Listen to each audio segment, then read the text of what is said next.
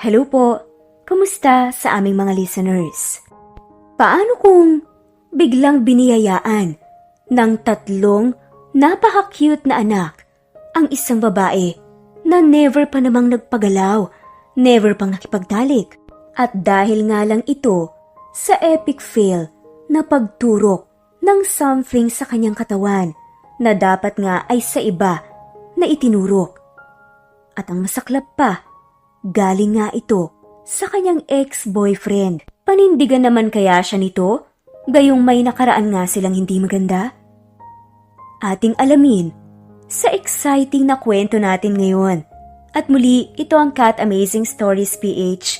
Tara, samahan niyo kami hanggang sa dulo ng full story na ito na pinamagatang The Virgin Pregnant. Nangangako ka ba na hindi ka makikipagtalik hanggang sa ikasal? Tanong ng pari sa batang si Shay. Relihiyoso ang pamilya niya. Kaya naman, bata pa lamang, ay pinasok na ng magulang ni Shay ito sa simbahan upang mangako. Habang nasa likod naman niya na nakaupo ang kanyang magulang. Honey, sigurado ka ba na ito ang tamang gawin? Tanong ng ama ni Shay. Sa asawa nito, oo naman, para na rin hindi siya matulad sa nangyari sa atin. Uwi ka naman ang ina ni Shay at masayang pinagmasdan ng anak na nasa harapan ng pari at nangangako kasama ang ilan pang mga kasing edad niya na bata. Hindi tuloy maiwasan ng ama ni May Shay na mapabuntong hininga habang pinagmamasdan ng anak sa harapan. Si May Shay, Shay for short. Ganoon nga ang ginagawa ng mga magulang sa kanila 15 years ago. Kaya naman pakiramdam niya, may mga pagkakataong nawawalan nga sila ng kalayaan na pumili ng nais nila sa buhay. Bata pa lamang sila ay pakiramdam niya. Hindi na nga siya pinagkakatiwalaan noon dahil nga sa ginawa nilang yun. Pero hindi naman niya masisisi ang mga ito dahil traditional parents nga sila. Inaalala nga lang niya ito dahil kinukwento nga niya ito ngayon sa kanyang kaibigan. Ano? Hindi pwedeng makipagtalik hanggat hindi kinakasal? Kahit na nasa tamang edad ng babae at lalaki? Ano kayo, robot? Wika nga ng kanyang kaibigan na si Alexa. Kasalukuyan nga silang nasa opisina ngayon ng kanyang kaibigan. At napagkwentuhan nga nila ang mga dinaranas na nila sa nakaraan noong nasa poder pa nga sila ng kani-kanilang mga magulang. Sabi na nga lang ng kaibigan niya, hay nako, bilisan na nga lang natin, may dadaluhan pa tayong kasal. At agad na nga rin kumilos si Shay. Minuto lamang ang itinagal noong tuluyan na nga silang parehas na nakabihis at mabilis nga na tinungo ang reception ng kasal. Dahil sa traffic, ay nahuli na nga sila sa kasal at nasa ending ceremony na. Nasira pa ang takong ni Shay, kaya naman si Alexa na lamang ang pinauna niyang pumasok sa loob.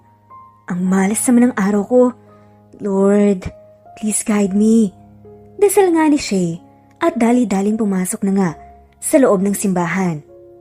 Napatigil siya habang pinagmamasdan ang mga taong nagbibilang at hinihintay ang paghagis ng bride ng bulaklak. Sa sobrang agawan ng mga ito sa bulaklak, ay kung saan-saan na ito lumilipad, dahilan upang mapunta ito sa kamay mismo ni Shay na nagbigay gulat naman sa lahat. Kasalukuyan na nga silang nakaupo sa upuan kasama ang iba pa niyang kilalang tao. Doon ay agad na napag-usapan nila kung paanong si Shay na medyo bata pa pero may angking ganda ang nakakuha noon. Ligawin ito, ngunit tuwing malalaman nga ang beliefs ni Shay ay agad naman siyang tinitigilan ng mga kalalakihan. Ang no, sex before marriage. Paano yun? Hindi ka ba curious kung anong pakiramdam? Tanong ng babaeng kulot na mayroong brown na headband. Naiilang naman ng ngiti ang ibinigay ni Shay bilang sagot dito. Huwag naman tayong mag-usap ng ganyan. Iba na lang sana. Pakikiusap nga nito. Pag-iibang usapan nga niya, Hindi kasi siya masyadong mulat sa mga magagaspang na salita, kaya naman kahit ang simpleng salita ay naiilang siya. Pati ba naman yung word na yon, naiilang ka? Grabe naman yung paniniwala mo. Katulad kanina, ay alanganing ngiti lamang ang sinagot ni Shay. Pagkukwento pa nga ng madaldal nitong kaibigan. Naalala ko nga nung senior year sa trip, parang inatake nga ng curiosity at desire si Shay. Paano ba naman? Nakipaghalikan siya sa lalaking nakilala niya lang sa mismong lugar na yun. Tanong naman ng babaeng kulot na nasa harapan ni Shay. Teka, nasa na ba yung lalaki yun? Ayun, hindi na niya nakita. Hindi niya nga nakuha ang number eh. Pagkukwento nga ni Alexa, ito na nga ang sumagot para kay Shay. Di, akin na lang tong flowers na nasa lumo. Total, wala ka namang boyfriend eh. At wala kang dapat pakasalan. Agaw naman ng babae. Agad naman itong inagaw ni Shay pabalik. At sabi nga nito, may boyfriend ako no? 2 years na kami. Oh, tumatawag na. Andiyan na raw siya, excuse me ha. Wika nga ni Shay. At doon ay agad siyang tumayo at pumunta palabas. Natatakpan ng bulto ng kung sino ang kabuuan ng boyfriend ni Shay. Kaya naman hindi agad yun nakita ng mga kaibigan ng babae at inakalang iba ang boyfriend ni Shay. Habang tumatakbo si Shay patungo sa boyfriend dito, ay gulat naman ang umukit sa mukha ng mga kaibigan nung makita kung gaano kagwapo ang boyfriend dito. Agad na sumakay si Shay sa sasakyan ni Daniel at doon niya agad minaneho ang sasakyan patungo nga sa Sogo Hotel. Doon ay agad na nagpark si Daniel at saglit na lumabas. Sa pagbalik nito ay mayroon na itong bit-bit na supot. Dinamayan ko na para masigurado. Wika nga ni Daniel at doon ay agad na minaubra ang sasakyan at nagtungo sa simbahan upang sumamba. Itinirik na nga rin nila Shay ang 10 kandila bago mag-umpisa ang misa. Katabi lamang kasi ng Sogo ang binilihan ng kandila. Doon karaniwan silang bumibili at sa tapat lamang ng Sogo ang mayroong space for parking. Pagkaraan ng ilang oras, ay agad na nga ring hinatid ni Daniel si Shay pa uwi ng bahay nito. Doon ay nakita ni Shay ang kanyang magulang sa labas at agad itong tinawag. Bakit kasi kailangan mo pang mag-artista? Okay naman ang lahat dito sa bahay. Seryosong wika ng ama ni Shay sa ina nito. Kung hindi lang ako nagbuntis kay Shay, artista na sana ako ngayon. 35 years akong naghintay para dito. Wika naman ng ina ni Shay.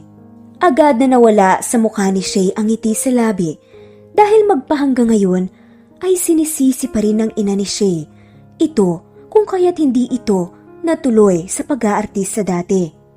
Nagpaalam na nga si Shay sa magulang at pumasok na nga sa sariling kwarto. Doon ay agad na inalo ng ama ni Shay ang ina niya at sinabihan na hindi dapat basta-basta nagsasabi ng ganoon ang ina nito, lalo at nasa harapan nila si Shay. Lahat ng yun ay naririnig nga ng anak nila. Shay? Agad na binuksan ni Shay ang kanyang kwarto at tuloy-tuloy ngang pumasok ang kanyang ina. Doon ay agad nitong sinabi kay Shay na humihingi nga siya ng tawad dahil sa mga salitang masasakit na narinig nito. Tumangulang naman si Shay pero sa totoo lang, may kirot pa nga rin sa kanyang dibdib dahil hanggang ngayon, parang siya pa nga rin ang may kasalanan dahil hindi natupad ng kanyang ina ang kanyang pangarap. Kinabukasan, habang nasa school nga si Shay, nagwawala na naman ang kanilang boss. Dumako ang atensyon ng lahat sa lalaking pumasok sa opisina.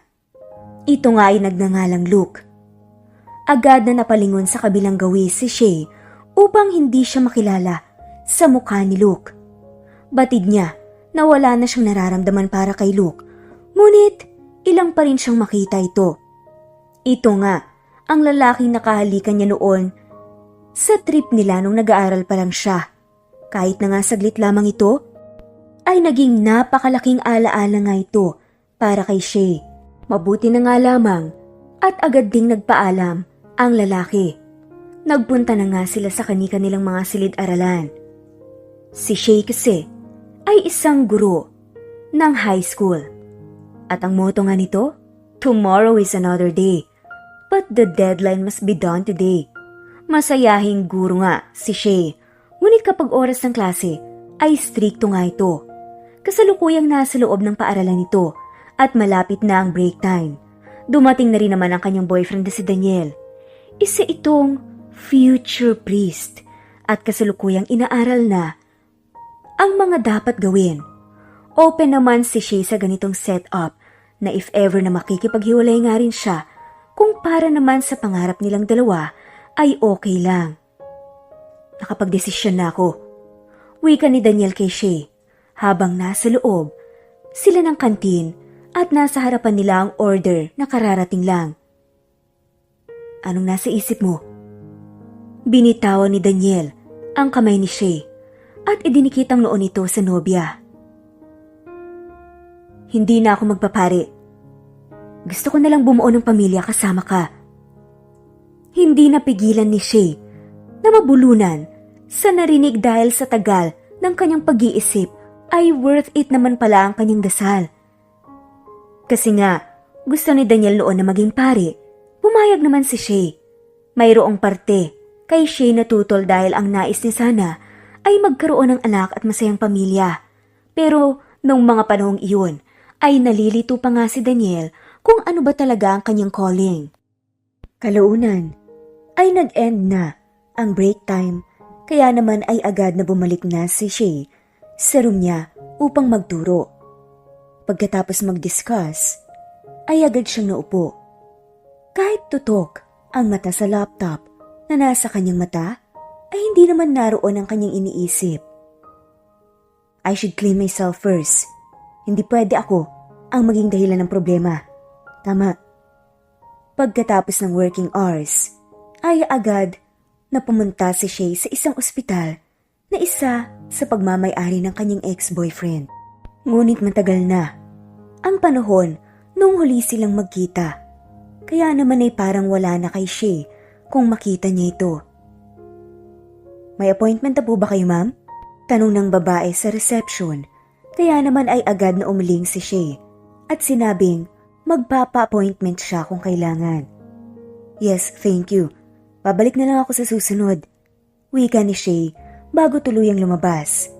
Hindi niya napansin ang lalaking kanyang nakasalubong. Dahil na rin siya ay nakayuko. Sa paglagpas ni Shay, ay agad namang lumingon si Luke, ang kanyang ex-boyfriend. Pagkarating ni Shay sa kanyang apartment, ay agad siyang nagluto ng noodle soup. Ang paborito nitong kainin, lalo na at malamig ang panahon ngayon sa Pilipinas. A minute passed noong dumating si Daniel at inilapag ang Bible book sa lamesa at sinamahan si Shay sa pagkain. Kamusta? Anong nangyari? Pagbabasag ni Shay ng katahimikan, agad namang nabulunan si Daniel. At alanganing pinagmasdan si Shay bago sumagot na okay naman ang lahat. At sabi nga ni Daniel, ipaperso ka nalang kaya muna ang pagiging priest. Then kapag sa katagalan, tsaka na ako aalis at makikipagkasal sa'yo. Ano sa tingin mo? Agad na nawala ng gana si Shay sa sinabi ng nobyo, kaya naman nag-excuse siya at pumunta sa banyo para palamigin ang kanyang mainit na ulo. 3 taon na silang magkasintahan at ang pinakaiingat-ingatang puri ni Shay ay nasa kanya pa rin. Lumaki si Shay sa makadiyos na pamilya na sa tuwing linggo ay nagsisimba at sumasamba sila. Simula pagkabata dahil sa kahibangan ng kanyang ina, ay sumali na agad si Shay sa grupo na dapat ay kasal muna ang babae bago magbuntis. Dahil oo lamang, ang tanging alam na isasagot ni Shay noon ay magpahanggang ngayon ay ganoon pa rin. Mabuti na lang noong naging teacher siya ay hinayaan niya siya ng kanyang ina na magdesisyon sa pansarili. Nangako din kasi ang kanyang nobyo na si Daniel na hanggat hindi kasal ay hindi mabubuntis si Shay. Tanging pagtango lamang ang nagawa ni Shay noong tuluyan na nga siyang nakalabas sa banyo at ngayon ay nasa tapat na ni Daniel at nakaupo. Wala namang problema sa akin, pero sigurado ka na ba? Tango naman ang sinagot sa kanya ng nobyo. Sumapit ang kinagabihan ay hindi umuwi si Daniel sa apartment ni Shay, bagay na kanyang ipinagtataka. Nag-uumpisa na siyang maghinala ng kung ano-ano. Baka nalasing ito o kung saan napunta. Hindi niya minsan pinaghinalaan na mayroong babae ito, lalo na at sa sobrang makajos ng kanyang nobyo ay kahit paghawak sa kamay niya ay hindi nito nagawa. Kahit ang pagdampi sa labi niya ay hindi rin nangyari. Agad na lumabas si Shay kahit na 12:00 na sa labas at napakalamig ng simoy ng hangin. Tinext kasi siya ni Daniel. Nakitain siya sa tapat ng simbahan. Napansin ni Shay na napakadilim ng daan. Kahit na dalawa na ang jacket na nakabalot sa kanyang katawan, ay nadaplisan pa rin siya ng lamig. Nasaan naman kaya yun? Hindi man lang sinabi sa akin kung sa likod ba ng simbahan o sa harap. Pagkausap ni Shay sa sarili. Sa palagay ni Shay, ay sumaglit lamang itong umalis, ngunit noong mayroong maliliit na ilaw ang lumitaw, sa paligid ay doon naman naglabasan ang mga batang kanilang tinuturuan din ng salita ng Diyos. Ang mga madre na kanilang kasamahan naman ay mayroong dalang banner na ang nakalagay ay "Will you marry me?" Agad na napatakip si Shay sa bunganga. Matagal na niyang hinihintay ang pagkakataon na tatanungin siya ni Daniel ng ganun. Pasensya na kung natagalan ako sa pag-propose. Pwede ko bang hingi ng kamay mo, Shay? Tango-tango naman ang naging sagot ni Shay habang hindi pa rin makapaniwala sa nangyari. Hindi niya lubos akalain. Sa tagal na ng kanyang panalangin ay ngayon ito diringgin.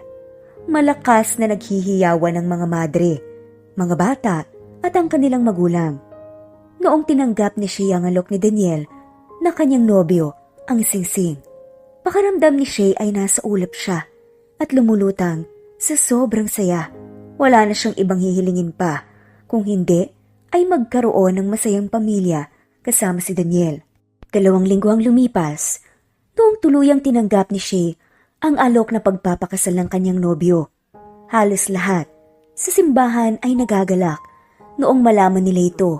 Kahit ang mga kaibigan nila sa simbahan, pakiramdam ni Shay ay sobrang swerte niya ngayong araw. Pumunta na kasi siya sa ospital para magpalinis lamang ng kanyang pribadong parte ng katawan. Gusto kasi ni Shay na handa na siya sa lahat ng bagay. Pasok na po kayo, ma'am. Wika ng nurse at doon ay agad na pinahiga si Shay sa isang higaan at pinabukaka. Mayroon naman siyang kasabayan na mukhang iba naman ang pakay. Kurtina lamang ang nagsisilbing harang ni Shay at ng babae na kasabayan sa isa't isa. Maririnig pa ni Shay ang galit nitong tono at ang mga aligagang nurse na nag-aasikaso dito. Bilisan niyo naman, ayusin yung trabaho niyo, baka makalimutan niyo na ako, ang fiancé ng may-ari ng ospital na to. Pagbabanta ng babae sa kabila, kaya naman sa hindi inaasahan ay pagkalito-lito na ang nurse sa gagawin. Ang dapat na kay Shay ay napunta sa isang babae, habang ang sa babae ay napunta kay Shay.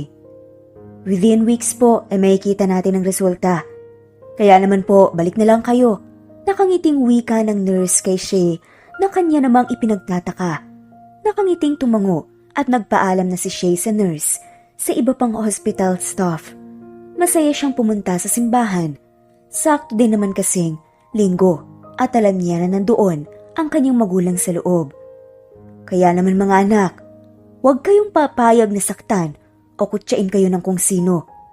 Gayahin natin ang ating anghel na si Shay dahil sa kanyang pagsunod sa Diyos at tamang landas ay nagagawa niya pang ngumiti ngayon. Wika ng pari kay Shay, nakakapasok lang sa simbahan. Kulay puti ang kanyang kasuotan na babagay sa kanya. Mayroon isang multong pakpak na lumitaw sa likuran ni Shay nung sinabi iyon ng pari. Ang mga tao naman ay masayang pinagmasdan si Shay bago ibalik ang atensyon sa pari na nasa harapan at muling nagsalita. Saan ka ba galing kanina? Tapos na si Father noong dumating ka. Nagkita ba kayo ni Daniel? Pero sa bagay imposible yun, lalo na at nagkukumpisal siya kanina lamang. Wika ng ina ni Shay na mayroong suot pang belo dahil kagagaling nga lang din nito sa loob at nangumpisal. Unan ay tuluyan na ngang dumating si Daniel at malaking ngiti agad ang sinalubong kay Shay na kanina pa siya inaabangan. Kain tayo. Saan mo gusto?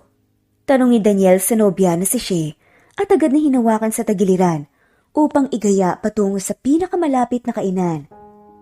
Doon ay nakarating sila sa daan kung saan may nagbebenta ng tusok-tusok. Sigurado ka bang okay ka na dito? Tanong ni Daniel kay Shay na agad namang tumango.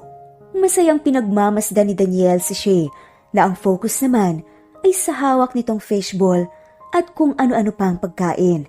Masaya siya na isang simpleng babae lamang si Shay at hindi ito maarte sa katawan katulad ng iba.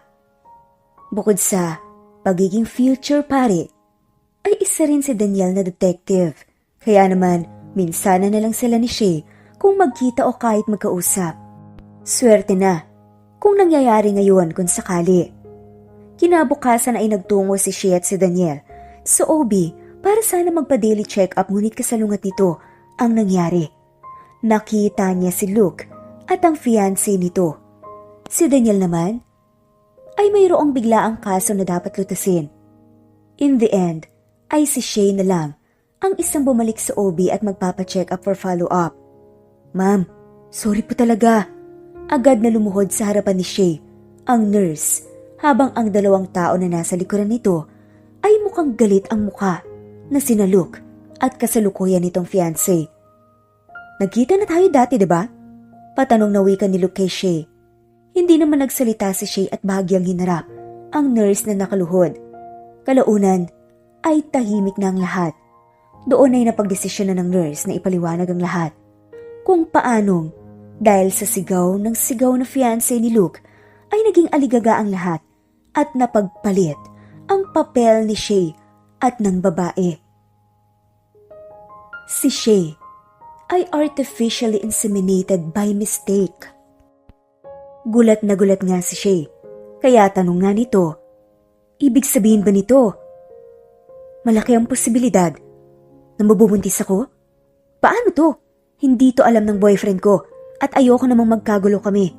Naguguluhang wika ni Shay sa nurse na muling lumuhod at nanghingi ng tawad. Hindi naman makapaniwala ang fiancé ni Luke dahil last semen na iyon at wala nang iba pang naka-frozen. Ibig sabihin ba nito ay pinagbubuntis niya ang anak ko? Patanong na wika ni Luke na ikinatango naman ng nurse. Pinagpipilitan ng fiancé ni Luke na anak nila yun ni Luke at parang surrogate lang si Shay. Ngunit nilinaw ng nurse na walang naging ambag ang fiancé ni Luke dahil diretso ito kay Shay. Basically, ang ipagbubuntis nga ni Shay ay ang anak nilang dalawa ni Luke. Pwede naman ipalaglag niyo na lang yung bata. Hindi ko na po kayo sisingilin sa bayad. Aakuin ko na lang po. Huwag niyo lang po akong patanggalin sa pwesto ko dahil ito na lang po ang source of income po. Wika ng nurse kila Shay. Hindi pwede. Baliw ka ba? Sabay na wika ni May Shay at ni Luke. Wala sa isip ni Shay na ipalaglag ang bata, lalo na at buhay ito. Kapag si Luke naman ay tanging ang anak na lang ang pag-asa upang mayroong pamanahan siya ng kanyang yaman. Dahil na rin sa pagod at masela ng pagbubuntis ni Shay, ay hindi siya pwedeng ma-stress o kahit magbuhat ng mabibigat na bagay. Ano? Buntis ka? Hindi ba sinabi ko sa'yo na kasal muna? Hindi makapaniwalang wika ng ina ni Shay sa kanya. Ipinaliwanag nga ni Shay ang nangyari kung paanong nagkapalit ang nangyari. Kaya naman sinabihan ng ina ni Shay. Nakahihiya ng ginawa niya dahil sa ginawa nitong hindi magandang ehemplo sa mga bata at sa mga tagasimbahan. Bukas na bukas, pupunta tayo sa OB Shay. May 7 oras ka na lang mag-isip. Malapit ka ng ikasal. Marami ang dadalo doon at hindi natin gustong mapahiya dahil lamang sa problemang to. Wika ng ina ni Shay. Pakiramdam ni Shay ay tinusok siya ng bulta-bultahing karayom sa katawan. Problema din ba ang tingin mo sa akin, ma? Na isa akong malaking hadlang kaya hindi ka naging artista ngayon? Wika ni Shay sa malungkot na paraan. Doon ata agad niyang tinalikuran ang kanyang ina at pumasok na sa loob ng silid.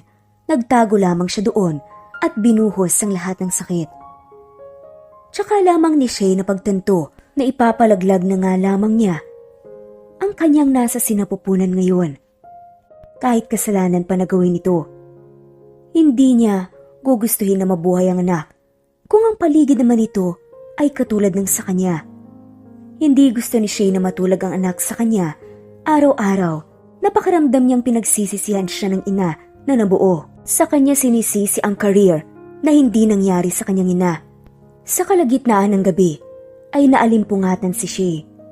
Ilang araw pa lang naman ang kanyang tiyan, kaya mistulang dugo pa lamang ang bata sa tiyan ni Shay. Inimas ni ito ng mayroong pagmamahal at tinignan ng sarili sa salamin. At sabi nga nito, pasensya na kung hindi magagawa ni mama na ipaglaban ka. Ayokong matulad ka sa akin na puno ng kalungkutan kapag lumaki. Mapait na nakangiti si Shay habang pinagmamasdan ang kabuuan sa salamin. Dahil alam ni Shay na ilang oras na lang ay tuluyan ng mawawala ang kanyang anak. Hindi pa man ito ni Daniel nalaman, wala na ring saysay dahil bukas na bukas din ay balak nga niyang ipalaglag ang bata. Susulitin ko na lang ang oras na kasama kita. Wika ni Shay sa sarili na tila kinakausap ang anak sa kanyang tiyan. Agad nang umiti si Shay at masayang kinuha ang headphone para iparinig sa anak ang mga kanta habang siya naman ay nanonood ng mga masasayang palabas upang sumaya din ang anak sa kanyang tiyan. Pagkaraan ng umaga ay agad siyang ginising ng ina at doon ay pinagpalit ng damit. Dumating na nga sila sa ospital at gulat na nakita ni Shay si Luke. Nawala naman saglit ang magulang ni Shay dahil may pupuntahan lamang saglit, kaya nakatsyempo na nga na lumapit si Luke. Gulat nga na wika nito na hindi naman makatingin ng diretso sa kanya. Anong ginagawa mo dito? Ipapalaglag mo ang bata? Pagkaraan ng ilang minuto ay dumating na ang magulang ni Shay. Nanggaling ito sa nurse na nakagawa ng problema sa kanila at pansamantalang nagpahinga na raw ang nurse. Tuluyan naman nang umalis si Luke at dumiretso sa lugar na wala namang pakialam si Shay. Sino yon? Oo nga pala. Shay, ikaw ang pangatlo sa pila. Pag-isipan mo mabuti ang desisyon. Walang problema kung wala ng bata. Wika ng nanay ni Shay habang ang tatay naman niya ay nasa labas. Nasa loob ng kanilang sasakyan. Ang pagpapalaglag, pagpapaagas o aborsyon ay ang sinadyang pagtatanggal ng embryo o fetus sa loob ng matres ng babae na nagsasanhi ng kamatayan nito. 2 oras lamang ang lumipas noong tawagin na si May Shay sa loob. Nahiga na nga rin siya at ipinwesto ang katawan sa mas komportableng posisyon.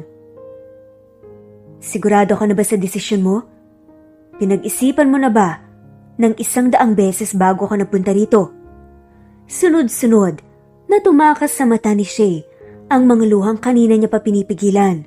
Doktor ako, pero hindi dahil doon ay wala na akong puso. Hindi ka pa handa ngayon, Shay.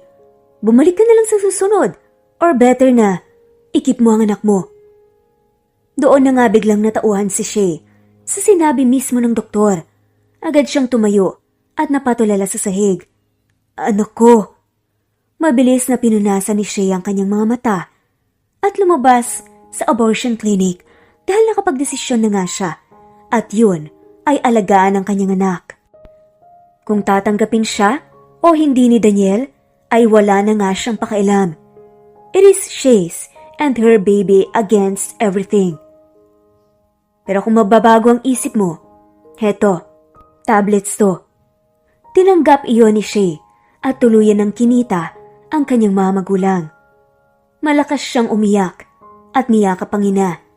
Si Luke naman, na nasa malayo ay hindi rin napigilang lumuha dahil sa kanyang pagkakaalam ay tuluyan na ngang nagpa-abort si Shay at wala na ang huliin niyang alas na hawak ng kayamanan niya bago siya mamatay. Hindi lang yun, Ayaw naman talaga niyang ipa-abort ng babae ang kanilang anak.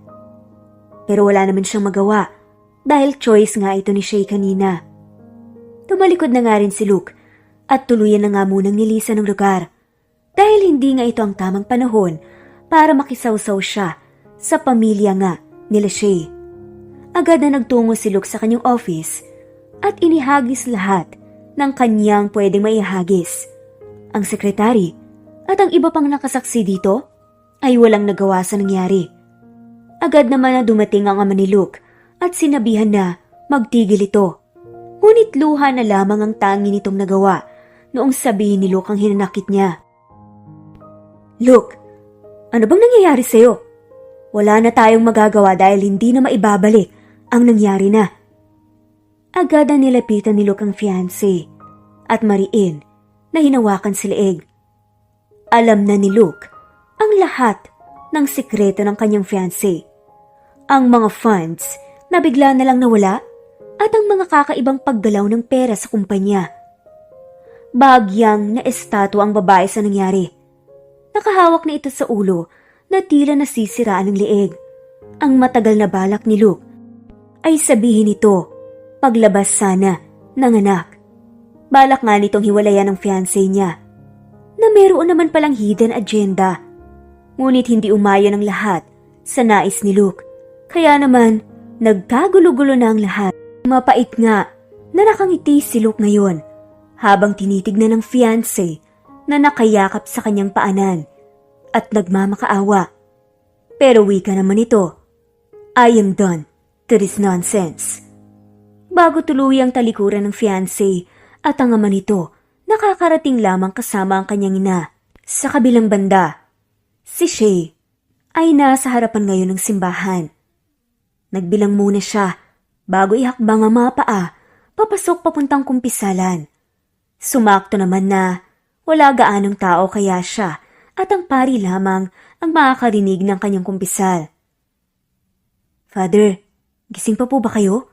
Wika ni Shay habang hinihintay ang sagot ng father sa kabilang pader na hinaharangan lamang ng maliit na butas. Si Daniel, sa kabilang banda naman, na mayroon lamang kinuha sa loob na utos ng pari, ay agad na napatigil. Naupo na lamang siya sa upuan at hinintay ang ikukumpisal ni Shay. Ano bang ikukumpisal mo? Maaari mo nang sabihin. Wika ni Daniel na prente ng nakaupo na pinakikinggan ang hinaing ni Shay. Yung ikukumpisal ko po sana ay yung kaibigan ko sa malayo. May boyfriend po siya. Tapos, engaged na po sila. Ang kaso, nung nasa ospital siya para sa isang check-up lang sana, nalaman niyang buntis siya. At aksidente yon. Nagkamali lang po ang nurse ng ospital. Ano pong gagawin niya, Father? Lalo na at hindi pa alam ng boyfriend niya. Wika ni Shay sa padre na nakikinig sa kanya kahit na pamilyar ang boses ito ay pinagsawalang bahala niya na lamang. Gaano na katagal na itinatago ng kaibigan mo sa boyfriend niya? Mas maiging sabihin niyo na lamang dahil kapag mas tumatagal, mas masakit. Wika naman ni Daniel na biglang naalala ang kanyang nobya na si Shay. Naalala niya kasi minsan na parang nagpasama ang kanyang nobya na si Shay na magpatingin sa OB upang magpa-check up. Hindi niya naman ito pinaghihinalaan ngunit natatakot lamang siya na ganoon ang mangyari sa kanilang dalawa. Sabi na nga lamang ni Shay pagkatapos magkwento, "Maraming salamat, Father. Siguro po, tama kayo na sasabihin na lang ng kaibigan ko sa boyfriend niya ang totoo. Baka sakaling tanggapin pa siya nito. Sana." Wika ni Shay gamit ang malungkot na tono. Hindi maiwasan nga nito na maluha dahil kahit baliktarin ang mundo, sabihin niya man ngayon o bukas, ay alam niyang masasaktan niya si Daniel. Napagdesisyonan na nga ni Shay na lumabas sa kumpisalan. Ganon din naman ang naging desisyon ni Daniel. Sabay nilang binuksan ang pinto at agad na nagkagulatan. Shay? Gulat nga na tanong ni Daniel. Sa hindi makapaniwalang paraan. Napakunot noo si Shay. Daniel, anong ginagawa mo sa loob? Nagtataka at kinakabahang wika ni Shay doon. Ipinaliwanag ni Daniel kung paano siya napunta sa loob. Si Daniel naman ngayon ang nagtanong kay Shay kung sinong kaibigan ang tinutukoy nito, lalo na. At kilala naman lahat ni Daniel ang kaibigan ni Shay simula pagkabata. Ipinaliwanag ni Shay na malayong kaibigan niya ito na kamakailan lamang niyang nakilala. Naniwala naman si Daniel sa sinabi ni Shay dahil wala namang rason upang pagdudahan niya ang nobya. Kalaunan ay lumabas na nga rin si Shay at hinintay na nga lamang sa labas ang kanyang nobyo na si Daniel. Hindi naman na napigilan ni Daniel na magduda kay Shay kahit na nobya niya ito dahil may posibilidad na tama ang kanyang hinala. Kahit na mahal niya si Shay, nasasaktan pa rin siya na isiping baka isang araw ay naglalakad na sa kanya si Shay palayo at iyon na ang huli nilang pagkikita.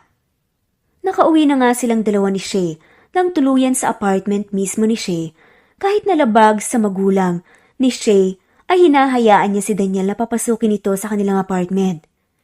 Agad na nagtungo si Daniel sa kusina upang magluto habang si Shay naman sa banyo upang maligo at makapagpalit. Saktong paglabas si Shay ay naamoy niya na agad ang pagkain. Tila parang hinalukay ang kanyang tiyan at mabilis na bumalik sa banyo upang maduwal. Dahilan kung bakit sabi nga ni Daniel, "Okay ka lang? Ano bang nangyayari sa'yo? Gusto mo ba dalhin kita sa ospital?" Tarantang wika nga ni Daniel kay Shay. Pero umiling lang naman si Shay dahil naalala niya na baka kapag nagpunta nga sila ng ospital, paniguradong masabi ng doktor na buntis siya. At agad nga niya napinigilan si Daniel para hindi pumunta ng ospital. At sabi nga nito, "Okay lang ako, dahil lang siguro to sama-sama akong nakain kanina." Pagdadahilan ni Shay at tumayo na. Ngunit sa kanya muling paglanghap ng pagkain, ay muling naisuka niya na naman ang laman ng kanyang tiyan. "Sigurado ka bang okay ka lang?" Ngumiti naman si Shay ng pilit at inilapit ang mukha sa nobyo, tsaka pinagdikit ang kanilang noo. "Kahit anong mangyari, huwag mo akong iiwan, kahit na anong pagsubok pang dumating sa atin." Tumango-tango lang naman si Daniel sa nobya. "Hindi tayo magpapatalo sa problema. Sabay nating lulutasin kung ano man ang problema na yan. Aalis na ako. Sumaglit lang naman ako sa simbahan kanina at may duty pa ako mamaya." Sobrang hectic ang schedule ni Daniel. Mabuti na lang ay nakagawa pa siya ng paraan upang masamahan si Shay sa apartment nito. Agad na nagpaalam si Daniel at hinalikan si Shay sa noo. Pagkaraan lamang ng ilang minuto ay mabilis na mayroong kumatok sa pinto. Sumigaw naman si Shay. Nabukas iyon sa pag-aakalang si Daniel ito at may naiwan. Agad na nabitawan niya ang spatulang hawak na mainit-init pa noong makita niya si Luke. "Aray!" Sigaw nga ni Shay. At agad naman, inisang hakbang ni Luke ang pagitan nila ni Shay. "Okay ka lang?" tanong nito sa babae at agad na kinuha ang kamay ng dalaga upang tignan kung wala itong natamong sugat. Tanging pamumula lamang. Kaya agad nga nitong hinila ang babae sa faucet upang mabasa nga ito at matigil ang hapdi dulot ng mainit na tubig. "Anong ginagawa mo dito?" patanong na wika ni Shay habang hawak ang kamay na napaso at hindi komportable na nakaupo sa sofa. Nilinaw ni Luke ang lahat kung paanong inakala niya na tuluyang ipinalaglag ni Shay ang anak nila. Pikit naman ang nagiging sagot ni Shay tuwing sasabihin ni Luke na anak natin. Dahil pakiramdam niya ay niloloko niya si Daniel, ang kanyang fiancé. "Look, I'm happy with my life. Stop messing with it. Hayaan mo at hindi ko kailangan manirahan sa'yo dahil kaya ko namang buhayin ng bata." Wika ni Shay. "Ang anak natin, hindi siya basta bata. Hindi siya bata lang dahil parehong dugo natin ang dumadaloy sa katawan niya." Paglilinaw ni Luke. Bigla namang marahas na bumukas ang pinto ni Shay at doon ay iniluwal ang bulto ni Daniel. Agad na tinanong ni Daniel kung anong nangyayari. Dahil kilala si Luke sa larangan ng industriya, ay hindi siya nagawang paghinalaan ni Daniel. Agad na nagtanong si Daniel sa sinabi ni Luke na anak. Nilinaw na naman ni Luke na nagsasanay lamang siya ng script ni Shay dahil balak niya itong ipasok sa larangan ng pag-aartista. Ito nga ang ginawa niyang dahilan. Agad naman na naniwala si Daniel habang si Shay naman ay hindi mapigilang mag-guilty sa muli niyang kasinungalingan. Sabi na nga nito, "Alam mo Luke, you should go. Ayoko magka-problema ako sa boyfriend ko. And for the child support na sinasabi mo, I don't need it." Wika nga ni Shay at tinutulak-tulak pa nga si Luke upang tuluyan na nga itong lumabas. Pumasok na nga si Shay sa loob ng bahay. "Oh, nasaan na si Mr. Luke?" Patanong na wika ni Daniel. Kibit balikat lamang ang sinagot ni Shay at tinalikuran na ang nobyo. Naupo si Shay saglit sa sofa ng sala ngunit kalaunan ay pumasok na siya sa kanyang silid. "I should talk to him. Hindi maganda sa pakiramdam na niloloko ko siya.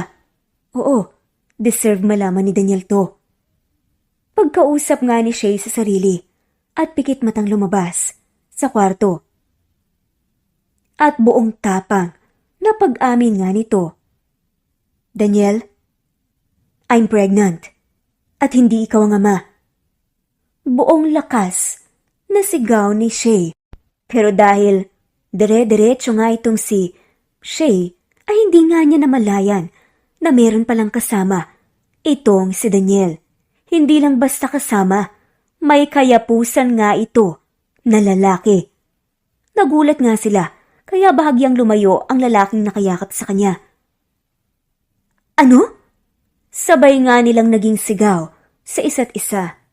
Ang lalaki naman na nakayapos kay Daniel ay agad na bumitaw, habang si Mayshay naman nagulat sa nakita na pahawak sa bunganga na ngayon nga ay nakanganga. "I think kailangan nating magpaliwanag sa isa't isa. We both knew na may mali." Malakas na loob na wika ni Daniel. Si Shay naman ay tumango lamang at bumalik sa loob ng silid. Hindi siya makapaniwala na hindi lalaking buo si Daniel. Ito pala ang kakaibang pakiramdam ni Shay para kay Daniel noon pa man. Kaya pala, nagdududa siya tuwing aalis ito. Hindi pala babae ang kanyang kikitain, kundi lalaki naman pala. Kaya naman pala, parang napaka-loyal nito at hindi na mababae. Sa loob ng kwarto ay inilabas ni Shay lahat ng kanyang hinanakit. Kung paanong takot na takot siyang lokohin ng nobyo, ngunit sa kanyang likuran ay niloloko na pala siya nito. Kinabukasan ay nagtungo naman si Shay sa bahay ng kanyang magulang at doon ay agad na yumakap siya sa kanyang ina. Hindi rin umuwi si Daniel nung kinagabihan sa apartment ni Shay. Bagay na dapat lamang ay hindi nito ginawa. "Shay!" Malakas na sigaw ng kung sino sa labas. Ang ama ni Shay ang sumalubong kay Daniel na lasing. Hindi pa makapaniwala ang ina ni Shay dahil napakadisenteng lalaki nito, kaya naman nagtataka sila kay Daniel. "Ano pa bang ginagawa mo dito, Daniel?" "Hindi na matutuloy ang kasal. Wala na rin namang dahilan pa." Wika nga ni Shay. "Hindi. Matutuloy ang kasal natin. Pwede pa naman nating ayusin to." Pagmamakaawa nga ni Daniel na nakaluhod na nga ngayon sa harap ni Shay. Pinipigilan ni Shay na salubungin ang mapupungay na mata ni Daniel dahil alam niyang marupok siya pagdating dito. At sabi na nga ni Shay, dahil hindi na nga niya napigilan ng sarili, "Buntis ako at hindi ikaw ang ama. May boyfriend ka habang girlfriend mo ko. Huwag na nating sirain pang relasyon na sira na, Daniel. Maigi na tapusin na natin to habang maaga pa." Wika nga ni Shay. Tumayo naman si Daniel sa kanyang pagkakaluhod at pinantayan si Shay. "Ayaw mo bang magpakasal sa akin dahil dito? O may iba ka pang dahilan?" Agad na nilihis ni Shay ang tingin dahil alam niya sa kanyang sarili na may dahilan pang iba. Batid niya, nakasalanan ng magkaroon ng nararamdaman sa iba. At matuwang nagkamali ang nurse. Ngunit hindi na kayang diktahan ni Shay ang puso dahil nagdesisyon na ito ng kusa. Silence means yes. Bakit, Shay? May pagkukulang ba ako? Patanong na wika ni Daniel. Ha? Daniel, ikaw ang nagloko. Nabuntis ako dahil sa maling ginawa ng nurse sa klinik. Kung susumahin, ay dapat na ako ang nagtatanong sa iyo niyan. Now tell me, Daniel, may pagkukulang ba ako bilang girlfriend mo? Wika naman ngayon ni Shay. O siya. Sa loob na nga lang kayong mag-usap at marami na ang nakatingin. Suway nga ng ina ni Shay sa kanilang dalawa ni Daniel. Huwag na ma. Imposible na rin naman na maayos pa to. Tama na. Nagkakasakitan na tayo, Daniel. Paalam. Wika ni Shay at mabilis na tinalikuran si Daniel na tinawag pa siya ngunit hindi na nga niya ito nilingon pa. Alam ni Shay na kasalanan ang ginawa niya na mabuntis, ngunit hindi niya matanggap na nagloloko na pala si Daniel sa likuran niya noon pa. Masyado itong makajos na hindi inisip na mangyayari ang araw na to ngayon.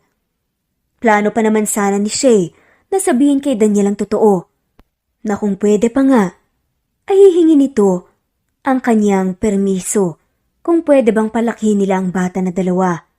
Ngunit, iba naman pala ang nangyari.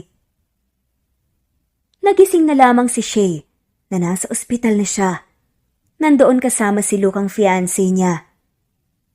Si Daniel at ang magulang ni Shay. Napag-alaman niyang hinimatay siya habang naglalakad at ayon sa doktor ay naging kritikal ang lagay ni Shay, lalo na ang anak nito.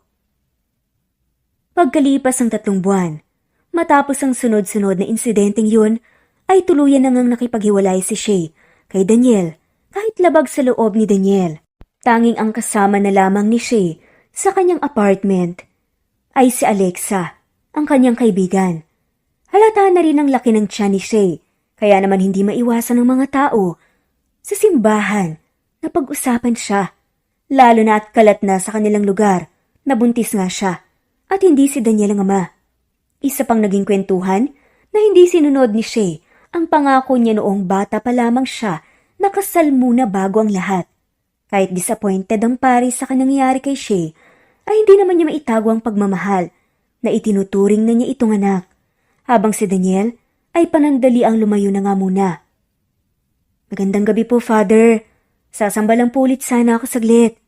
Wika ni Shay, nakasalukuyang nasa simbahan. Si Luke naman na nasa tabi niya ay agad siyang inalalayan. Naging magkaibigan na nga lamang muna si Luke at si Shay, lalo na at ayaw na nga ni Shay ng issue o makarinig ng hindi magandang salita sa paligid niya. Pagkatapos, ay tuluyan na rin namang umalis sila Shay sa simbahan at saglit na nagtungo sa klinik. Mabuti na lang at sila Luke ang may-ari kaya available ang clinic anytime. Higa na po kayo, ma'am. Parang last time po. 4 pa kayong nandito ah. Ano pong nangyari, sir? Pagbibiro ng nurse na may kasalanan ng lahat. Agad namang tumigil ito noong na-realize niyang hindi magandang magbiro. Kamusta naman ang baby? Patanong na wika ni Shay habang pinipigilan ng hininga dahil sa kaba. Na baka may mali sa bata o kung anong nangyari na nga dito. Wala naman ako nakikitang mali sa bata. Healthy naman sila. Wika nito sa kanila. Mga? Sila? Nagtatakang tanong ni Luke. Itinuro naman ng nurse ang ibig ding sabihin dahil may 3 heartbeat sa monitor. Ibig sabihin daw nito, may inaasahang triplets ang anak nila. Shay, narinig mo ba yun? Triplets daw! Masayang wika ni Luke at hindi tuloy niya napigilang mapayakap kay Shay nang mahigpit. Kahit ang nurse ay bahagyang napatigil at nagulat. Inayos na nga ni Shay ang gamit niya at dahan-dahang tumayo na nakaalalay pa si Luke. Uuwi ka na pala? Ayaw mong magstay na lang sa bahay ko? Nahihiya nga si Shay kaya umiling ito bilang sagot habang hawak ang strap ng kanyang shoulder bag. Hindi na. Okay na tong sinasamahan mo ko magpa-check up. Hindi mo naman kukunin ng mga bata, di ba? kukunin ko siguro. Pero kasama ka.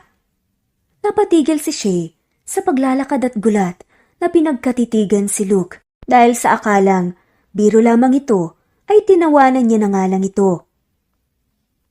Ang luma na ng banat mo. Pero seryosong usapan, Luke. Kung sakali, sa akin na lang tong mga bata. Tapos, dalaw-dalaw ka na lang.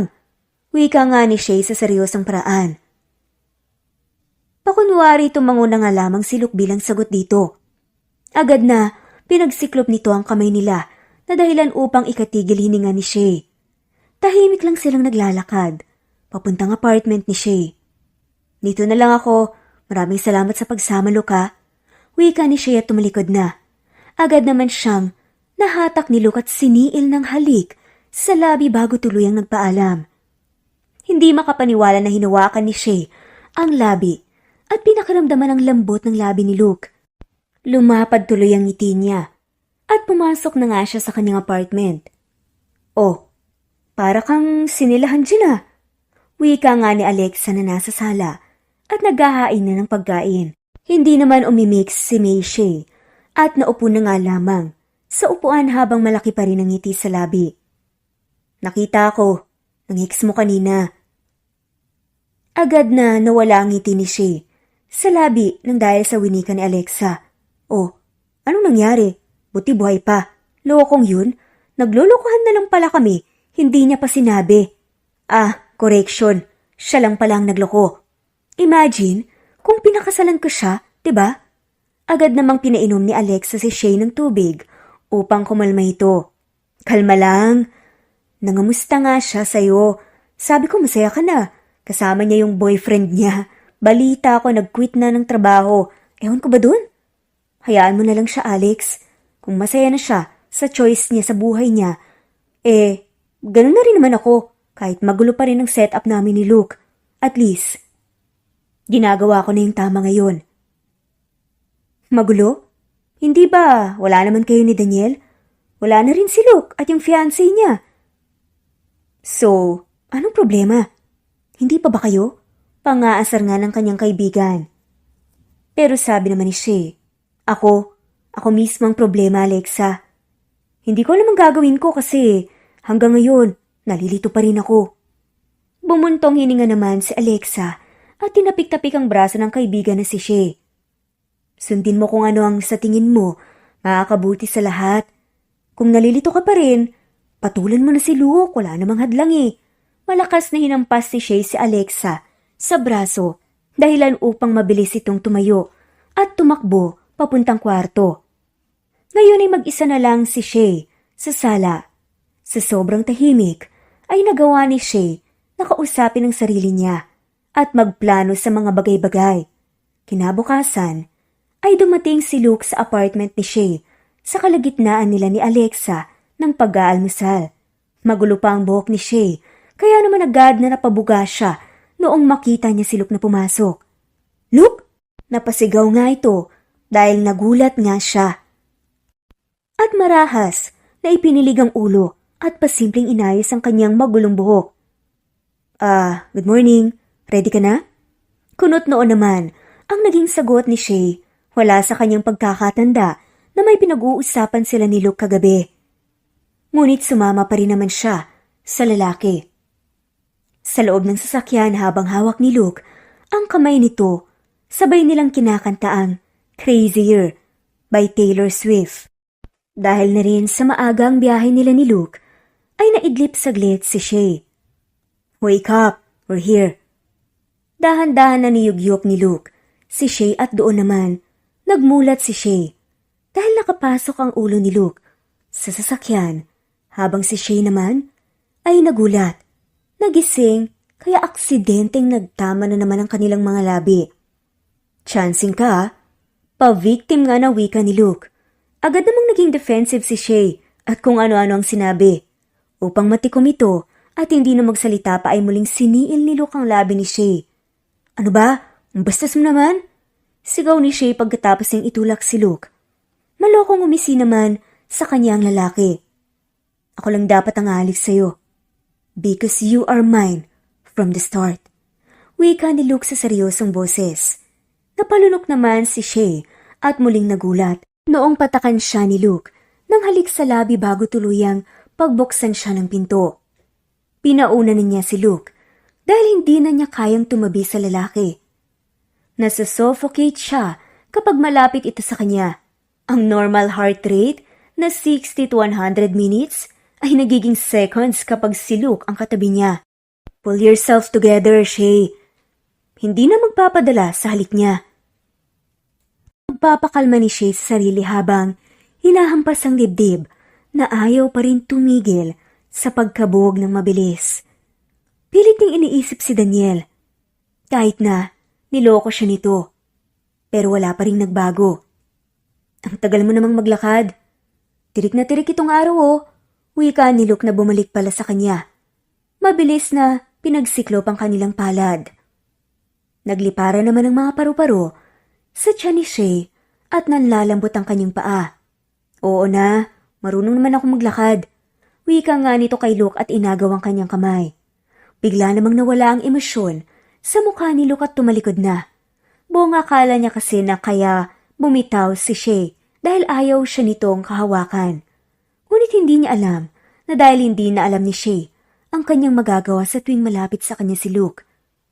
At tila hindi na nga nito mapigilan ang kanyang sarili. Papunta pala sila sa seaside. Mayroon kasi doong bahay sa baybayin kung saan maaari kang rumenta o manirahan pansamantala. Dahil si Luke ay may-ari ng malaking kumpanya, hindi na imposible makakuha si Luke ng slot or even possibly na pagmamay-ari niya rin pati ang resort. Hulaan ko, pagmamay-ari mo to no? Wika ni Shay kay Luke, nakabit-balikat lamang ang isinagot at nagpauna sa paglalakad. Pagkarating sa resort, ay agad silang nagpunta malapit sa dalampasigan. I own that ship. I own those chairs. And I own this woman's heart. Banat nga ni Luke at itinuro pa nga ang puso ni Shay. Hindi naman nakasagot si Shay at tila na estatwa sa sinabi ni Luke. Hindi siya sanay sa ganoong pakikitungo sa kanya ng lalaki. Then maybe I won these lips. Wika ni Shay at hindi na nga napigilan dahil hinalikan na nga niya si Luke sa labi. Agad namang marahang hinaplos ni Luke ang buhok ni Shay at dahan-dahang inilapit ang labi nito sa leeg ni Shay. I own this neck. I own you. You belong to me. Wika ni Luke at mabilis na nilagyan si Shay ng kung ano sa leeg. Ano ba naman yan, Luke? Nakaban ako ng tali. Naiinis nga na wika ni Shay at agad na tinanggal ang tali sa buhok upang matakpan kung ano nga ang nilagay nito sa leeg niya. Kahit namumula, sa kilig ay nagawa pa rin ni Shay na itago ito. No, don't hide it. Let the world and all the people see that I own the most gorgeous woman in the world. Wika ni Luke at mabilis na siniil si Shay ng halik sa labi. Kung ibang nakakakita, ay kasalanan ng ginagawa nila dahil bukod sa hindi sila kasal at mas lalong wala silang relasyon. Hindi mo ko pagmamay-ari, Luke. I won myself. Wika ni Shay kay Luke na tahimik naman. Then I would make you mine. Wika ni Luke at tuluyan na nga silang nagtungo sa dalampasigan kasama si Shay. Kahit na agawin ni Shay ang kanyang braso, ay masyadong malakas si Luke para makapalag pa siya sa kabilang banda. Si Luke ay pasimpleng may dinukot sa kanyang bulsa. Isang kohon ng singsing pala. Habang nakatuon ang atensyon ni Shay sa malakas sa paghampas ng alon sa dalampasigan. Gulat. Na agad na palingon si Shay sa likuran at doon ay natagpuan niya si Luke na nakaluhod sa sahig hawak ang bukas na kahon na naglalaman ng singsing. Kasama ang mga musikero na naglilikha ng tila mahika sa gandang kanta. Shay, will you marry me and be with me for the rest of my life? Tanong na wika ni Luke. Hinihintay naman nilang lahat ang sagot ni Shay, ngunit hindi niya nagawang makapagsalita noong tuluyan na nagdilim ang kanyang paningin. Shay! Malakas na sigaw ni Luke. Narinig ito ni Shay ngunit hindi na niya natandaan ang mga sumunod na nangyari dahil nasa ospital na siya. Noong iminulat niya ang kanyang mata, nasa tabi na niya si Luke na namumula ang mata at mukhang kakagaling lamang sa pagiyak. Luke? Anong ginagawa mo dito? Gulat na wika ni Shay kay Luke na ngayon ay aligaga sa kanyang pagising. Agad nitong pinatawag ang doktor na agad din namang sinunod ng nurse na halos matunaw na si Luke sa tingin nito. Agad na pinagilid ni Luke upang matignan ng doktor si Shay. Agad namang sinabi ng doktor na okay ang lagay ni Shay kahit ang bata sa sinapupunan nito. Cause of too much surprise, ay nahimatay si Shay. Hindi naman napigilan ni Luke na mag-alala dahil sa surprise na ginawa ay muntik na nga mapahamak si Shay. Ano ka ba, Luke? Sinisisi mo pa ba ang sarili mo? Tanong nga ni Shay sa kanya. I can't help, lalo na kung hindi kita surprise, ay hindi naman sana magkakaganito. Hinawakan ni Shay ang buhok ni Luke at sinabing, okay naman siya, kaya wag na itong mag-alala.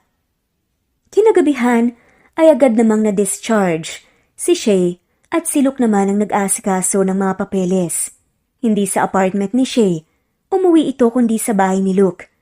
Cargo na siya ni Luke. Simula pa lamang na magbuntis na ito. Criminal number code 158. Ang pagnanakaw o pagkuha ng hindi mo pagmamay-ari ay maaaring patawan ng parusa. Ang sino man ang lumabag ay kakaharapin ng batas.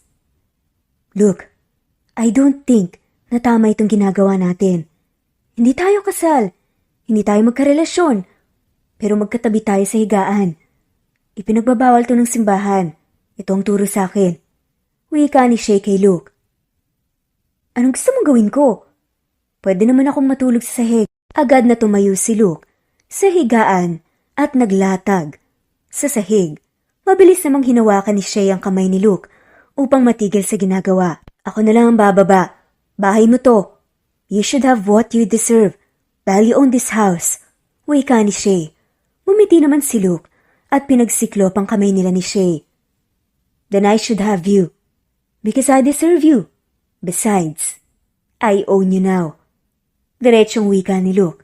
Natatawa naman si Shay sa sinabi ng lalaki na may halong kilig. Alam mo, mga banat mo talaga luma no? Hanap ka naman ng bago. Hindi na kaya ako kinikilig sa mga ganyang pick-up lines. Sabi nga nito. Tumawa naman si Luke sa winika ni Shay. Lumapit bahagya si Luke kay Shay. Ganoon din naman ang ginawa ng babae. Masakit-sakit na ang tiyan ko. Ilang months na lang, manganganak na ako. Hinawakan naman ni Luke ang baba ni Shay at ipinagdikit ang kanilang noo. Si Shay naman ay nabigla noong titigan siya ni Luke kaya naman agad siyang lumayo at iniayos ang higaan sa sahig. Naupo na nga siya doon bago tuluyang lingunin si Luke. Kinabukasan ay nagising na nga lang si Shay na nasa malambot na higaan. Hindi naman niya naiiwasang mapangiti dahil alam niya na si Luke ang may gawa nun. Sa kanyang pagtayo at paglalakad, papuntang kusina ay hindi niya inaasahang makikita niya si Luke na nakasuot ng apron habang topless. Good morning, wika ni Luke, na malapad ang ngiti kay Shay. Hindi naman umimik si Shay at unaupo na nga lang sa upuan. Kahit na naaapektuhan siya sa angking kakisigan ni Luke, ay may parte sa kanyang naiirita siya mismo sa lalaki. Dahil na rin siguro sa pagbubuntis niya. Agad naman siyang nilapitan ni Luke at inilagay sa hapag ang pagkain. Ngunit wala namang naging epekto kay Shay ang kaharutan ni Luke dahil talagang naiirita siya sa lalaki. Luke, sa labas ka nga muna o kaya kahit lumayo ka lang sa akin ng 6 na kilometro. Hindi ko maintindihan pero nairita ako sa'yo kahit sa paghinga mo. Mataray nga nasabi ni Shay kay Luke. Agad naman itong sinunod ni Luke dahil wala namang choice ito kundi sundin ang buntis. Nangyaring sa sala pa nakatulog nung gabing yun. Ayaw kasi ni Shay na makita si Luke kahit sa paglalakad sa loob ng bahay. Mabuti na lang, mayroong mini house si Luke na pag-aari niya noong bata pa siya. Kaya naman ay doon na nga lamang siya pansamantalang natulog. 3 araw na ang lumipas at ganun pa rin. Ayaw pa rin ni Shay na makita si Luke kahit ang hibla nito ng buhok. Minsan naman ay iiyak si Shay sa loob ng silid lalo na kapag naaalala niya kung paanong nag-suffer si Luke sa pagbubuntis niya dahil ayaw niya talaga itong makita. Si Luke ay tila wala lang sa kanya yon. Hindi magbabago nang nangyayari ngayon ang pagmamahal niya kay Shay. Dahil walang katumbas ang kanyang pagmamahal na kahit anong delubyo ay hindi ito magbabago. Pagkalipas ng ilang araw, ay buong lakas na pumasok si Luke sa kanyang bahay. Doon, ay natagpuan niya si Shay na mayroong kinakain. Natigilan naman ito noong makita niya si Luke.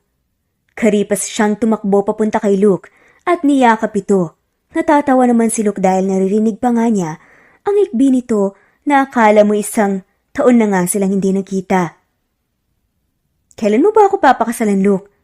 Ayoko nang mawalay ka sa akin. Wika ni Shay kay Luke. Mukha namang natigilan si Luke at gulat sa narinig dahil hindi ito gumalaw at bumilis ang pagtibok ng puso niya. Magpapakasal? Ikaw? Sa akin? Kahit na muntik nang mawala ang anak natin dahil sa surprise ko? Kahit na dahil sa akin nabuntis ka ng hindi mo inaasahan at nasirang buhay mo? At ginudge ka na iba? Umiling-iling naman si Shay at gamit ang daliri ay inilagay niya ito sa labi ni Luke para tumigil sa pagsasalita. Stop blaming yourself, Luke. Thankful ako dahil dumating ka, dahil nangyari lahat ng yun sa akin. Kung hindi yun nangyari, ay hindi ko alam na niloloko na pala ako ng mga nasa paligid. Luke, thank you. Mangiyak-ngiyak nga, na wika ni Shay habang nasa bisig ni Luke. They are now both embracing each other, as if their life is on it. Walang bumibitaw, pareho nilang pinapakiramdaman ang isa't isa. Hindi ka na ba galit sa akin? Umiling naman si Shay at niyakap muli si Luke. Masinigpitan niya ito ngunit agad na bumitaw si Luke dahil baka raw maipit ang bata sa sinapupunan niya. Baka naman may iba ka na. Naku Luke ha, sinasabi ko sa'yo, nananakit ako. Pagbibirong banta ni Shay na ikinantuwa naman ni Luke. Agad namang iginaya ni Luke si Shay sa hapag at doon ay ipinakita niyang masasarap na pagkain. Inamoy muna ito ni Shay at hinintay ang sarili kung maduduwal ba siya. Ngunit dahil hindi naman, ay agad na nga niyang nilantakan ang mga pagkain. Si Luke naman, masayang pinagmamasdan si Shay at nagumpisa na ngang kumain. Hinimayan pa nga niya ito ng mga pagkain dahil ayaw nitong inuubos ni Shay ang oras sa paghihimay. Sobrang pag-aalaga nga ang ginagawa nito sa kanya. Kaya naman ay patuloy lamang si Shay sa pagkain habang si Luke naman ay busy sa paghimay ng pagkain. Kumain ka na. Hindi ka mabubusog niyan. Wika nga ni Shay kay Luke. Nangiti lamang ang isinagot. Busog na ako. Makita lang kitang kumain. Wika ni Luke na nagpainit naman sa pisngi ni Shay. Hindi na niya alam ang gagawin, kaya ipinilig niya ang kanyang ulo. Ayoko, upang hindi ito tuluyang makita ni Luke. Natatawa naman si Luke sa naging reaksyon ni Shay. Kailan mo gustong magpakasal? Agad nga natanong ni Luke at doon ay naubo-ubo pa nga si Shay. Lumabas sa kanyang bunganga ang singsing na isiniksik ni Luke sa kanin. Nataranta siya noong paubos na ang kanin at wala pang nakikitang singsing si Shay. Singsing? Nagtatakang wika ni Shay at kinuha ang singsing na mayroon pang kaunting kanin. Sinabi naman ni Luke na siya ang naglagay niyan. Kinabahan pa nga siya noong walang naging reaksyon si Shay at halos paubos na ang kanin. Mabuti na nga lamang at right timing na nagsalta si Luke. Doon ay lumuhod si Luke sa sahig at kinuha ang singsing kay Shay. Will you marry me? Tanong ni Luke kay Shay. Agad namang tumango-tango si Shay ngunit natigilan bigla noong maalala niya kung paano si Daniel nag-propose sa kanya sa harap ng maraming tao. Hindi niya sinasadyang mapaatras at doon ay lumayo ng kaunti kay Luke. Bagay na ikinagulat naman ni Luke. Tanging nasabi nga lang ni Luke at inilayo ang singsing. Kita naman sa mata nito ang sakit at gulat sa ginawang pag-atras ni Shay. Maybe you wanted to marry me, but I didn't want to wear my ring. Suot mo pa ang singsing na binigay ni Daniel sa'yo. Are you still into him? Gulat naman na tinignan ni Shay ang kanyang kamay at doon ay nakita niyang singsing. Mabilis niya itong tinanggal at itinabi. Hindi naman na nagsalita si Luke at bumalik na nga lamang sa pagkakaupo. Pag-e-explain naman ni Shay. Luke, nasanay lang kasi akong nasa daliri ko na to the point na halos hindi ko na namalayan kung natanggal ko na ba o hindi. Hindi pa rin nagsasalita si Luke kahit anong paliwanag ni May Shay. Hindi mo kailangan mag-explain. Wearing it explains everything. Wika ni Luke sa malungkot na tono. Na-frustrate naman si Shay kay Luke na mababa pa rin ang balikat habang kumakain. Tila akala mo ay binagsakan nito ng mundo.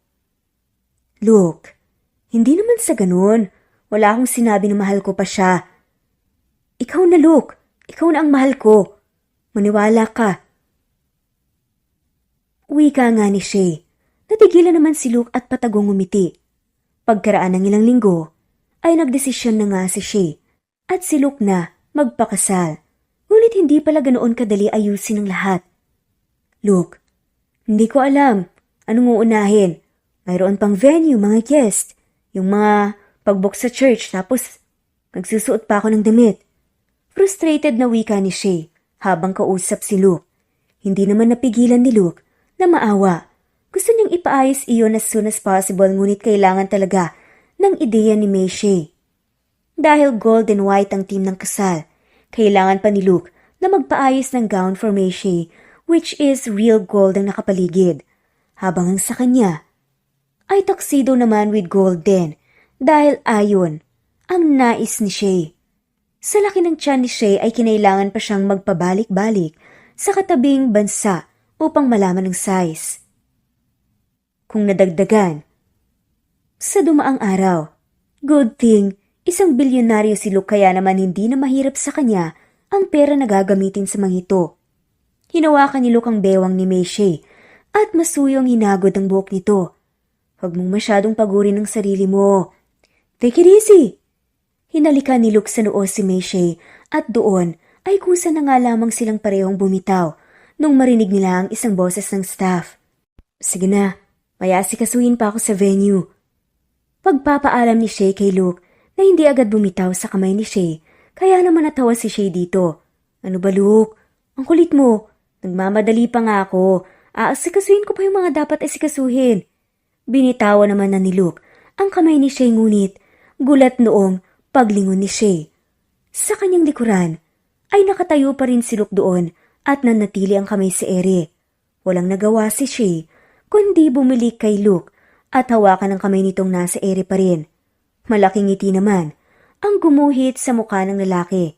Isang buntong hininga naman ang pinakawalan ni Shay at sinama na lamang si Luke sa kung saan man siya pupunta.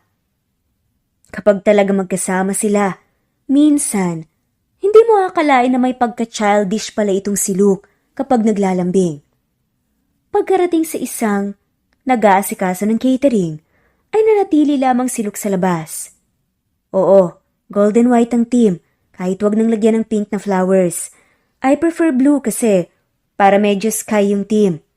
Okay ma'am, may specific na date naman po. Pagkatapos ay nagpaalam na nga sila at pumunta sa ibang aasikasuhin ngunit mas inuna muna nilang kumain sa fast food chain. Mahirap kasing kumilos na gutom. Ano na lang aasikasuhin mo? Tanong ni Luke kay Shay. Gown na lang. Sabi nga nito, siya nga pala, hindi mo ko pwedeng makitang nagsusukat, malas daw yun. Malas? Hindi naman ako naniniwala sa ganun. Agad na pinandilatan nga ni Shay si Luke ng mata. Doon, ay alam na agad ni Luke ang gagawin. Itinikom na nga niya ang kanyang bibig at sumang-ayon na nga lamang sa nais ni Shay. Pagkatapos nilang umorder, ay saka na nila pinagpatuloy ang gagawin nila. Okay ng venue, ang pari ang date at ang catering. Ang mga guests naman ay hindi karamihan. Tulad na lang ng mga stockholders ni Luke sa kumpanya, mga kaibigan ni Shay sa church, at kung sino-sino pa. Parang ang dami naman. Tanong nga ni Luke. Hindi naman. Tsaka ko lang masasabi na marami ang guests kung 1,000 na sila. Wika naman ni Shay na nasa kanyang tabi. Kasalukuyan silang nasa resto at binibilang ang mga kailangan pa nilang gawin. 999. Isa na lang. 1,000 na nga ang guest nila. Tumawa naman si Shay sa reaksyon ni Luke at tinapik na nga lamang ito sa balikat. On the way na ako para magsukat. Mag-practice ka na. Wala ako ng ilang saglit sa tabi mo. Nagulat naman si Luke sa sinabi ni Shay kaya hinabol niya ito at hinawakan sa braso. Bakit naman? Simple lang. Araw-araw kasi tayong mag-aaway at ikaw bilang understanding na asawa matutulog sa labas. Peke namang ngumiti si Luke kahit na natatakot siya sa tama ng utak ni Shay. Hindi niya akalain nakakaibang trip nito sa buhay. Napakinhin kasi nitong babae na halos ang pag-aasawa ay mukhang mahirap itanong dahil seryosang usapan yon. Pero ang Shay ngayon ay ibang-iba na. Parang mas confident na nga ito. Hindi hadlang ang malaki niyang tiyan para maging malakas na babae siya. 3 araw na ang nakalipas, ilang araw na nga lamang, ay opisyal na nga ang ikakasal sina Shay at Luke. Kaya naman sobra ang kaba ni Shay na halos hindi maipaliwanag ang nararamdaman niya. Ma, lumayas na lang kaya ako. Natatakot po akong ikasali. Pagkausap nga ni Shay sa ina. Ang ina naman nito ay pinagalitan siya at sinabi na sana nagsabi si Shay noong malayo pa ang kasal. Hindi yung 3 araw na lang, tsaka pa siya nagsabi. Pag-i-explain naman ng babae. Natatakot kasi ako, May. Paano kung iwan niya ako? Tulad ni Daniel. Gulat naman si Shay noong biglang pumasok si Daniel. Pwede ba tayong mag-usap, Shay? Tumango na nga lamang si Shay. Bilang sagot, pinunasan pa niya ang kanyang luha at hinihintay ang sasabihin ni Daniel. Lumuhod muna ito sa sahig at may inilabas na bagay na nasa loob ng kahon. Ay hindi, ikakasal na ako, Daniel. Bawal ka na mag-propose. Gulat nga natanggi ni Shay, kaya naman hindi napigilan ni Daniel ang matawa. Ano ka ba? Hairpin to. Matagal ko nang balak na umamin sa'yo. Gusto kong sabihin sa'yo noon na hinihiling ko na kapag ikinasal ka na, mas deserve sa'yo ang hairpin na ito para isuot mo. Para maramdaman mo na palagi akong nasa tabi mo. Ano ka ba? Wala naman sa akin yun kahit masakit pa rin sa kalooban ko. Bakit kasi hindi mo sinabi sa akin na hindi ka pala pang asawa, pang bestie ka pala? Natatawang wika ni Shay na mayroong luha na tumulo sa mata. Lumapit naman si Daniel para yakapin si Shay at pinaunlakan naman ni Shay ito. Step back. Hindi maganda sa paningin ko. Magsiselos ako, Shay. Biglang wika ng kung sino sa likuran ni Shay. Agad namang lumayo si Daniel kay Shay at agad na lumingon si Shay sa kanyang likuran. Lumapit si Shay, dahan-dahan papunta kay Luke at niyakap ito. Alam mo, Luke, huwag ka nang magselos. Besides, buntis na kaya ang asawa mo. Tsaka, mas type kita kaysa sa kanya. Pabirong hinampas naman ni May Shay si Daniel sa braso. Bawal agawin, ako makakalaban mo. Pabirong pagbabanta ni Shay kay Daniel. Tumawa naman si Shay at si Daniel naman kalaunan nagpaalam na. 2 araw na lang ay kasal na nga nila. Ano bang mangyayari sa'yo, Shay? Takang tanong ni Luke dahil maaga pa lang ay aligaga na nga si Shay at hindi mapakali. Luke, umurong yung sa catering. Nagkaroon ng scratch yung gown at mas lalong naging magulo ang schedule dahil may nagpapauna daw na mag-book sa search. Hindi napigilan ni Shay na mapasigaw sa inis. Agad namang kinausap ni Luke ang assistant at ipinapaayos ang mga naging problema sa kasal. Agad naman niyang kinuhanan ng inumin si Shay at pinakalma ito. Hindi kasi maganda na stress si Shay lalo na't buntis ito. Calm down, Han. Hindi magandang stress ka. Hayaan mo, may assistant can handle it. Kumalma na nga si Shay, ngunit hindi pa rin nawaglit sa isipan niya na kung hindi maayos ng assistant ni Luke ang lahat ay masisira ang kasal. Ilang oras ang lumipas bago tuluyang tumawag ang assistant ni Luke. Mabilis namang lumapit si Shay at umakto na akala mo ay walang laman na tao sa tiyan. Settle na daw ang lahat. Sa catering na lang ang hinahanap. Weekend ngayon kaya malamang. Nagbabakasyon yun. Wika ni Luke kay Shay na kahit kaunti ay kumalma naman na. Kalaunan ay naging maayos na nga rin ang lahat sa wakas. At bukas na bukas ay kasal na nga nilang dalawa. Dumating naman ang nanay ni Shay sa bahay nila. Luke, iho, huwag ka dito matutulog ngayon. Kahit sa labas pa, sa ibang bahay ka until magkita kayo ni Shay sa simbahan. Hindi na sumagot si Luke dahil alam niyang pamahiin ito at walang masama kung susundin. Isa pa. Unang-una na gagawin niyo, iwasan ng suko. Pagpili ng tamang petsa, bawal ang perlas. Huwag magsusukat ng damit. Pangkasal, hindi dapat magbiyahe. Huwag magkikita. Sindi ng kandilang mamamatay. Bawal ang paglaglag ng item sa kasalan. Groom ang unang uupo. At kung ano-ano pang ang pinagsasasabi ng nanay nitong si Shay. Si Shay tuloy ay naiwan mag-isa sa loob ng bahay. Naglinis na nga lang. Kahit walang lilinisin, kahit malungkot si Luke sa magiging setup nilang dalawa, ay wala naman siyang naging choice kundi sundin ito. Ang sabi kasi ni Shay, sa kanya kung ayaw nitong ito ay sundin ay mawawala naman siya ng papakasalan. Kaya ang ending ay nasa magulang pa rin ni Shay ang desisyon. Hindi naman nakaso kay Luke yun. Ang mahalaga ay ikakasal na nga sila. Finally, sumapit na ang araw na pinakihintay nila. Hindi nakipag-usap si Shay kay Luke. Natiis nga rin ni Luke ang sarili na hindi kitain si Shay habang nakasakay sa isang Mercedes-Benz. Bilang sasakyan sa kasal ay inayos muna ni Shay ang kanyang gown. This is it. Wala nang urungan pa. Pagmamotivate nga ni Shay sa sarili at nagpractice ng ngiti sa loob ng kotse kapag naglalakad na nga siya sa red carpet. Nagsimula na ang tumugtog ang kanta. Nasa loob pa rin si Shay, suot ang magandang wedding gown na bagay sa kanya. Nag-umpisa na ngang maglakad ang mga paired up na bridesmaids and groomsmen. Sa aisle, si May Shay na tapos ng ayusan ay pumila na nga sa pinakadulo. Kumbaga siya ang main character sa kwento ng kanyang buhay ngayon. Araw ni Shay ngayon. Nag-umpisa na nga rin ang iba na magpahayag ng saloobin nila para sa bride at groom. Maraming tumawa habang iba naman ay naiiyak. Dahan-dahan na ngang naglakad ang bride, kasabay nito ang romantikong musika. Pakiramdam niya ay lumulutang siya sa ere dahil nakatuon ang atensyon ng lahat sa kanya.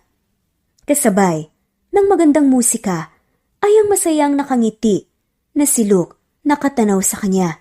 Sumalubong naman kalaunan ng kanyang ama at siya naman itong inangkla ang braso.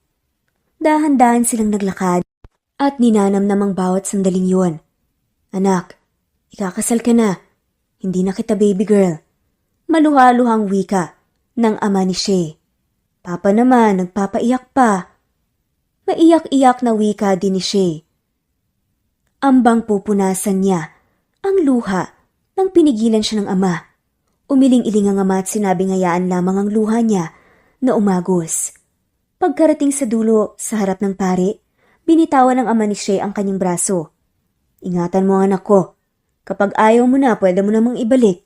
Sa akin, huwag mo lang sasaktan. Iingatan ko po ng mabuti. Wika na Luke.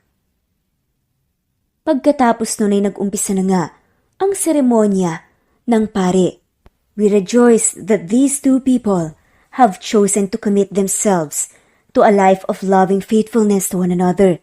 We praise you, Lord, for the ways you have touched our lives with loving relationships, such as husbands and wife. Kung ano-ano pa nga ang sinabi ng pari na talaga namang nagbibigay leksyon sa dalawa habang kinakasal.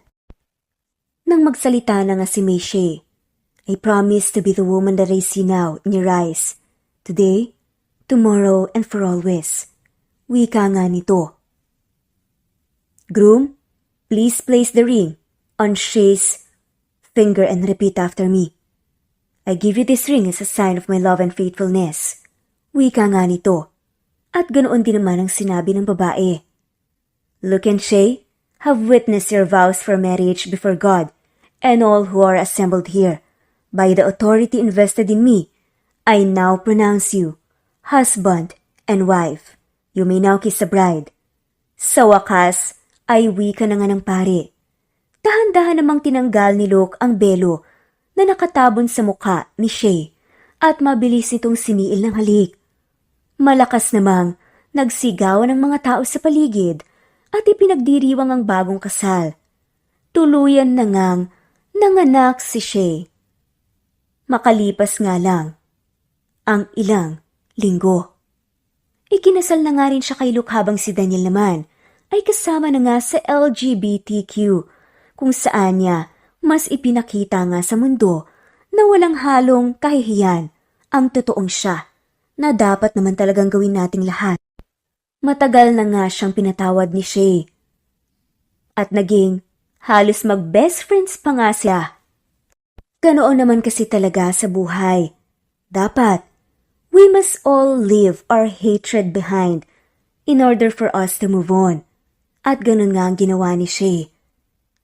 Ang naging epic fail nga na pagbubuntis niya kahit hindi siya nakipagtalik ay naging blessing naman sa kanya dahil biniyayaan nga siya ng mga cute na triplets at ng isang asawa na hindi nga niya aakalain na aalagaan, mamahalin at irerespeto siya kahit na nga ano pa ang paniniwala niya at paniniwala ng kanyang pamilya.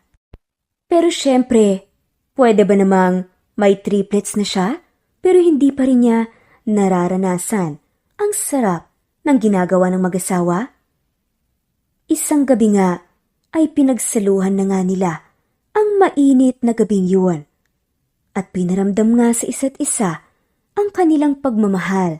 Matagal itong hinintay ni Shay pero worth it naman dahil ibinigay niya ang kanyang sarili sa taong mahal niya at sa taong nagmamahal sa kanya. At dito na nga nagtatapos ang kwentong pagmamahalan, ang mala-epic fail na love story nila Shay at Luke. Maraming salamat po sa lahat ng mawalang sawang sumusubaybay sa ating mga full stories at shoutout po sa mga sumusunod.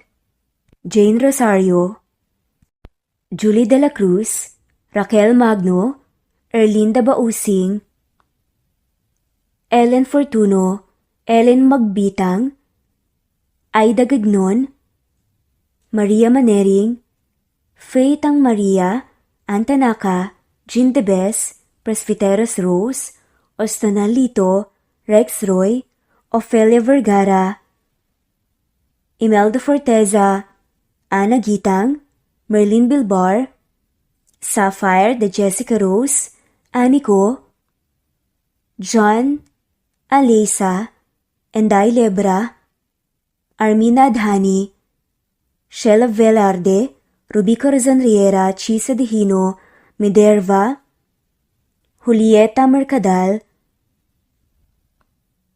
Enday Lebra, Ruth Barlaan, at shoutout na rin po sa lahat ng mga walang sawang sumusubaybay. Maraming salamat po. At muli, ito ang Cat Amazing Stories PH. Thanks for listening. Hanggang sa muli.